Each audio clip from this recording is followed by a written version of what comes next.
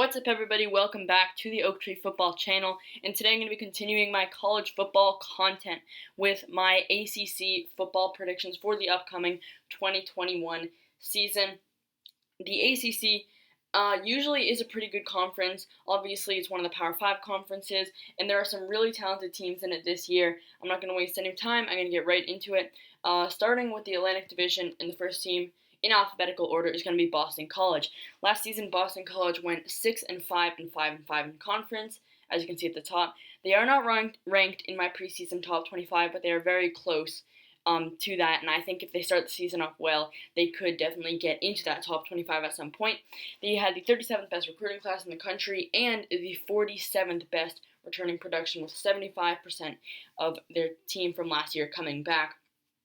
In the key players section, I've gone for all offense.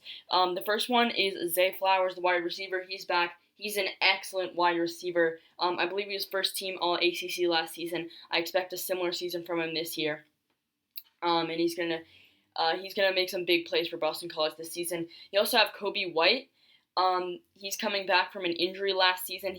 I believe he was the leading receiver for Boston College 2 years ago, so now that he's back, I expect to see him make a quite big of an impact. And then the final key player is Phil Jurkovec, the quarterback. Kind of surprised some people last season and was really solid and kind of established himself as one of the better quarterbacks in the ACC. I think with the receiving targets he has, with White coming back, I expect a solid season from Jurkovec, maybe even better than what he did last year.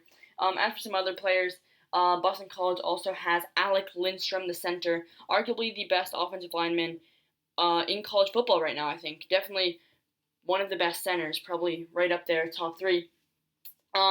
Boston College was very impressive last season in the first year under head coach Jeff Hafley. The passing game, like I've shown with the key players, is great. The run game, not as good. And as for the key games, you've got the game at Clemson on October 2nd. Obviously, it's going to be an incredibly tough game. Clemson is a very good team.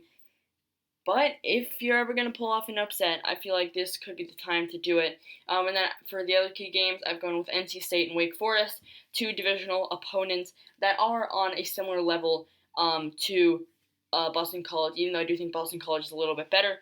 I have good feelings about this Boston College team for this season, and my record prediction is 9-3.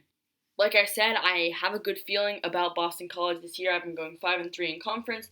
9-3 is going to be one of the best records in the ACC, and potentially it will be enough to see them in the top 25 by the end of the year.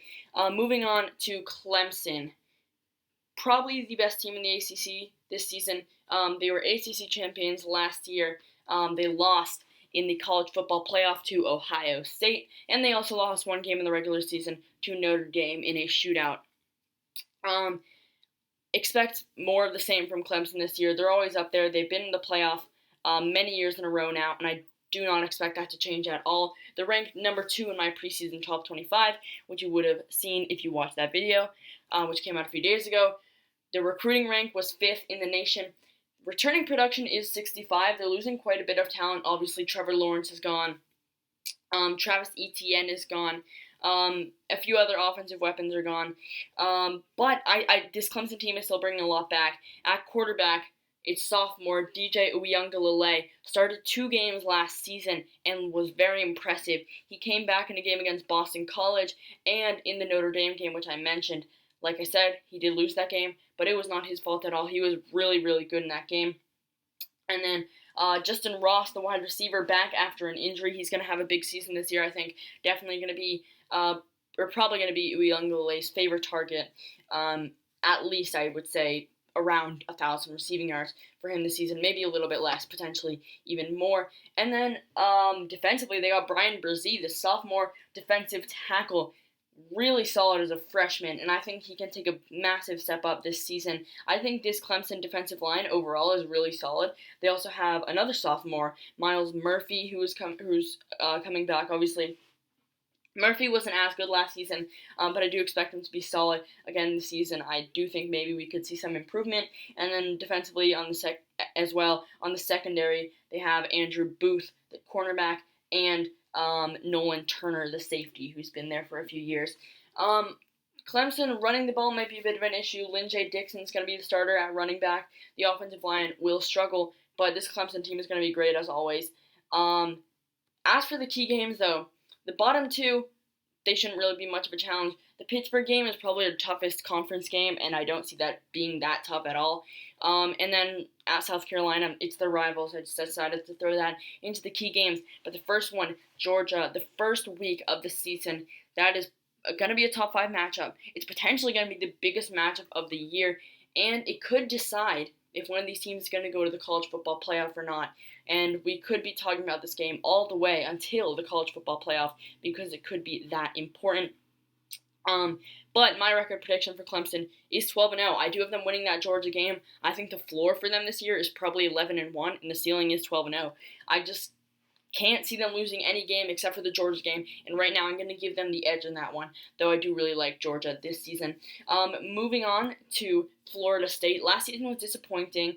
They finished 3-6 and 2-6 in conference, but they had a pretty solid recruiting class, number 22nd in the country, and they're bringing in some really solid transfers, including Mackenzie Milton and Jermaine Johnson, the defensive end and quarterback. Mackenzie Milton, the quarterback, not sure if he's going to start. Jordan Travis could also start at that position, but I do believe that Mackenzie Milton will start.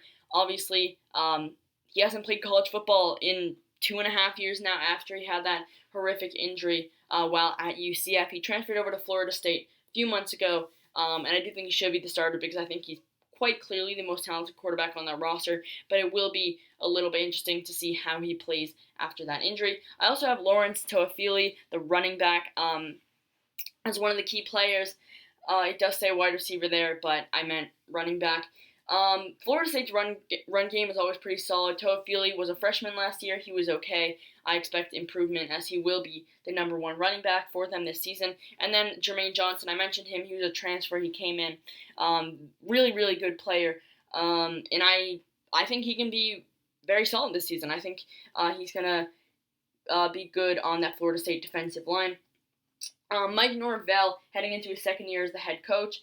I do like him as a coach. Florida State are losing some defensive starters, but I think I do expect big improvement from them. The key games there are Notre Dame, at North Carolina, and at Florida, all very tough games. My record prediction for Florida State is going to be 6-6, just about good enough to let them go to a bowl game. Like I said, I do expect improvement. It's a difficult schedule. There's some games that they're clearly going to lose. Notre Dame, North Carolina, Florida, they have to play Clemson, of course. It's tough, but I do think this Florida State team will just about be good enough to make it to a bowl game. Moving on to Louisville, another team that was very disappointing last season. I had very high hopes for Louisville last season because I thought offensively they could be one of the best teams in the ACC, and they just really disappointed me. They're losing 3 key offensive starters in Tutu Atwell, Des Fitzpatrick, the wide receivers, and running back Javian Hawkins. Those are probably the 3 best players on offense gone. Malik Cunningham is back at quarterback. He's going to be a key player. It's going to be interesting to see how he plays because he was not great last season. Linebacker CJ Avery is back. I have him as a key player there. He had a great year last season, and so did Monty Montgomery, the other linebacker I have as a key player. Montgomery led the team in sacks last season. And then the other key player I have is Jalen Mitchell, assuming he will be the starting running back, which is not completely decided yet, but I do think he will be the starting running back. And I do expect some good production from him. He's probably going to split carries this season with some other guys, but I think he will be good enough this season.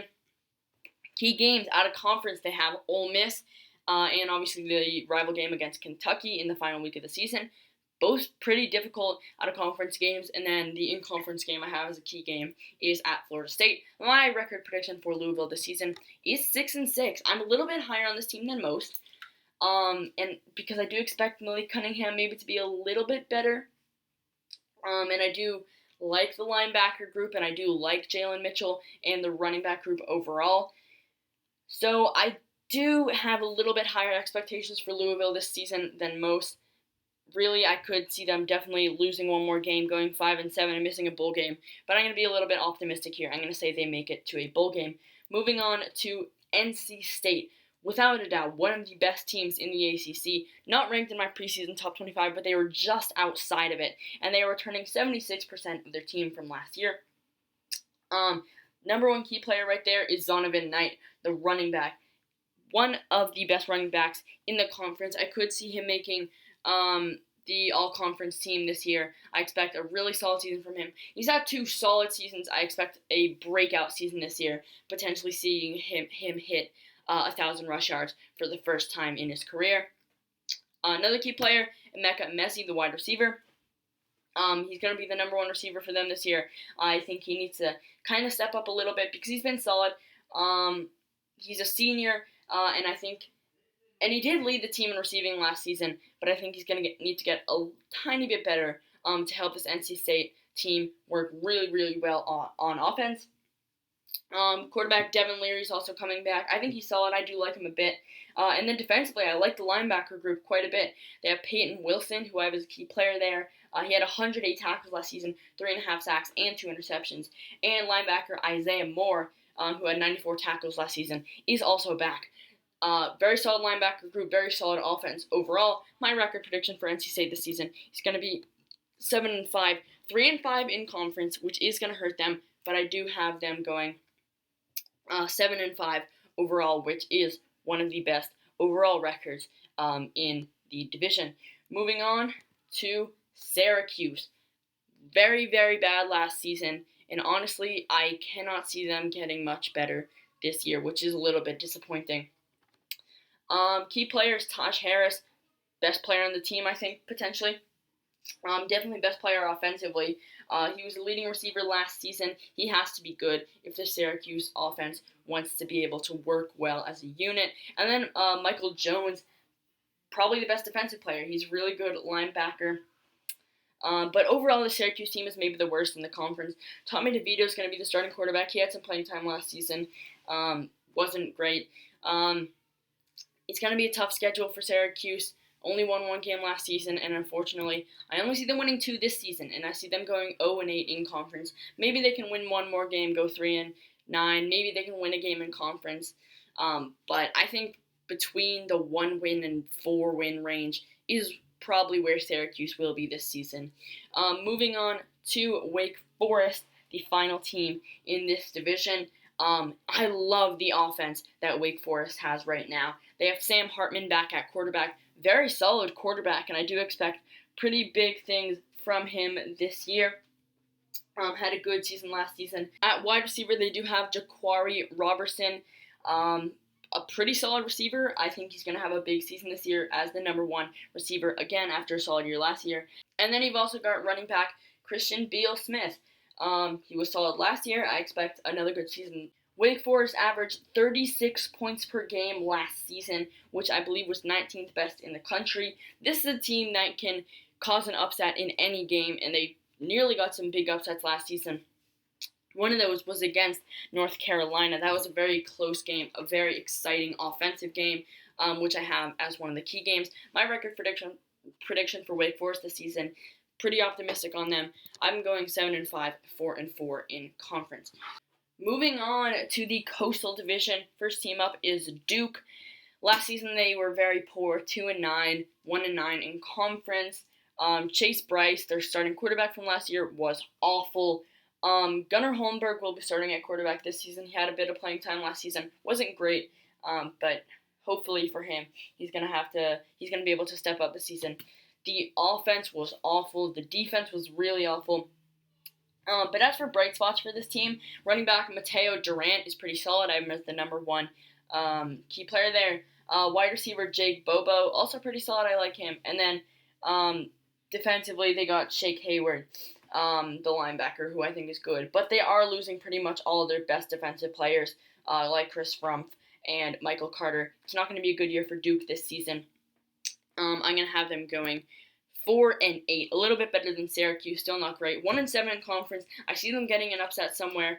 I don't expect this team to be very good, but I do think the out-of-conference schedule isn't impossible. They can win some games there. And I do have them winning 1 game in conference. Moving on to Georgia Tech. Jeff Sims was a freshman last year. And I like him. I do like Jeff Sims more than most people. He was on and off in his true freshman season, but I do expect improvement. And I really like the direction that this Georgia Tech team is going with head coach Jeff Collins. They're number 13 in the country in returning production. That's good. They also have Malachi Carter, the wide receiver, as one of their key players. And I think he's going to be good this season. The key games, Pittsburgh at Duke and Virginia Tech. My record prediction for Georgia Tech this season, I'm a bit positive on them, but I think maybe they're a year away. My record prediction is going to be 4-8, 2-6 in conference, because I do think it's a tough division. But I do like them to get some upsets, 2 upsets in conference, or 1 upset, because I don't think the game against Duke will be much of an upset. Moving on to the Miami Hurricanes, one of the favorites to potentially win the ACC this year, and at least one of the favorites to win this division. Ranked number 13 in my preseason top 25. They have the 11th best recruiting. Their returning production is 3rd in the country at 91%. Some key players include De'Ara King, the quarterback, had an injury at the end of last season, but he has rebounded very well. Charleston Rambo, the transfer wide receiver, was really solid 2 years ago. I think he can bounce back this season in this Miami offense. And then defensively, Bubba Bolden, the safety, arguably the best safety in college football. As for some other key players that didn't fit on that list, also left tackle Zion Nelson, arguably the best left tackle in college football, and running back Cameron Harris, who I do like as well. They do have some tough games. They play Alabama in week 1, and they play on the road at North Carolina in what potentially could decide the division. I like this Miami team, but my record prediction for them this season is going to be 9-3, 6-2 in conference. In those 3 games that I have listed as the key games, those are the 3 I see them losing. I see them kind of getting upset by Pittsburgh on the road. I think the North Carolina game, they're probably going to be slight underdogs in that one. I have them losing that one. And then Alabama, I think most people would expect them to lose that one. Moving on to North Carolina, the other team that is potentially the favorite to win this conference or this division this year. Ranked number 9 in my preseason top 25, one of 2 teams in the ACC to be ranked in the top 10 of my preseason top 25, along with Clemson. Solid recruiting class. They're bringing back some of the production, but they're also losing a lot, including their top 2 wide receivers and their top 2 running backs from last season, and that's going to hurt. It's going to hurt quite a bit, but they still have, in my opinion, the best quarterback in college football, Sam Howell. In his freshman year, threw 38 touchdowns, was excellent. In his sophomore year last year, he got a bit worse, but was still excellent. He threw 30 touchdown passes, and I expect him to bounce back this season and definitely, or not really bounce back because he wasn't bad, but improve this season and be in the Heisman conversation like a lot of people expect him to. Khafre Brown is one of the key players, the wide receiver. With the losses that they have, that North Carolina has a wide receiver, he needs to step up, and I do think he is the best wide receiver this team has right now. They also brought in transfer running back Ty Chandler, who's not in the key players, but was solid at Tennessee in the past. And then the final key player is Tamon Fox. I don't love this North Carolina defense, but I think Fox is probably the best player there, and I expect a solid season from him. As for the key games, you got week 1 at Virginia Tech on Friday. That's going to be a tough one on Friday night. Against Miami at home, that's definitely going to help them. And they also have to play at Notre Dame 2 weeks after the Miami game. My record prediction for North Carolina this season is going to be 10-2, 7-1 in conference. I see them losing that Notre Dame game definitely, and then I think they will probably get upset from somebody. And now moving on to Pitt. Pittsburgh is a team that every year, they usually get some upsets that you wouldn't expect them to, and they usually start the season well, and maybe they're in the top 25 early in the season, but then they lose some games that they probably shouldn't, and they end the season kind of disappointingly. Last season, they ended 6-5, which was a little bit disappointing. As for the key players, without a doubt, it's got to be Kenny Pickett. He's experienced, he's talented, the quarterback coming back, and I do think it really helps out Pittsburgh that they have one of the better quarterbacks in the ACC. Potentially top 5, he's right up there, in my opinion. Jordan Addison, the wide receiver, I think he's solid. I think he's a good receiver. I think he needs to be good this season to help this Pittsburgh offense operate as good as it possibly can. And Cam Bright, the best defense player on the team, in my opinion, the linebacker. As for key games, you got the game at Virginia Tech, the game against Miami, which they could potentially get an upset, and then the game against Virginia, a team that I think is similar in talent to them. My record prediction this season for Pittsburgh is going to be 8-4, with a 4-4 record in conference, which is a pretty solid record overall. Moving on to Virginia, I like Virginia this season a little bit more than most. They had a pretty good recruiting class. Brennan Armstrong, I like him at the quarterback position. He's good as a scrambler. He was pretty solid as a passer as well last season, and I think he'll get even better this season. Defensively, I think they've got a couple solid players. Nick Jackson, the linebacker, and Joey Blunt, the safety, a very good safety. And Jackson's a pretty solid linebacker as well, so I like this team. My record prediction for Virginia is going to be 7-5 with a 4-4 record in conference. And moving on to the final team, it's going to be Virginia Tech, 5-6 last season. An okay recruiting class. They're losing quite a bit of talent. Key players, Tavian Robinson, the wide receiver. I don't like the quarterback situation this year for Virginia Tech. Robinson, going to be the number 1 receiver. He was solid last season. Needs to be good again this season. Amari Barno, the defensive end. Got some good pressure last season, and I like him. And then also Chamari Connor. Very solid season last year as the cornerback, and I think if he has another good season this year, that could very much help Virginia Tech out, as they have lost some starters on the defensive side of the ball. Key games at West Virginia, at a conference, at Boston College, which I think Boston College, like I said, is pretty solid, so that could be a tough one. And then at Virginia, the rivalry game. And my record prediction for Virginia is going to be 6-6, 4-4 in conference, just about enough to get them into a bowl game. Now for my final standings overall. In the Atlantic Division, Clemson at the top, 12-0. Boston College right behind them at 9-3. And then 3 teams have 4-4 records in conference. Wake Forest, though, has the tiebreaker, then Florida State, and then Louisville, and then NC State. Even though they have a very solid record overall, it's a very tough schedule for NC State this season, and unfortunately they're going to end up 6th, even though I do think they're a lot better than the 6th best team in their division. And then at the bottom there, Syracuse. That one shouldn't come as a surprise. And then in the other division, North Carolina at the top, as expected. Miami in second, right behind them, 9-3 to North Carolina's 10-2. But 6-2 in conference, which is going to hurt them, as North Carolina goes 7-1 in conference.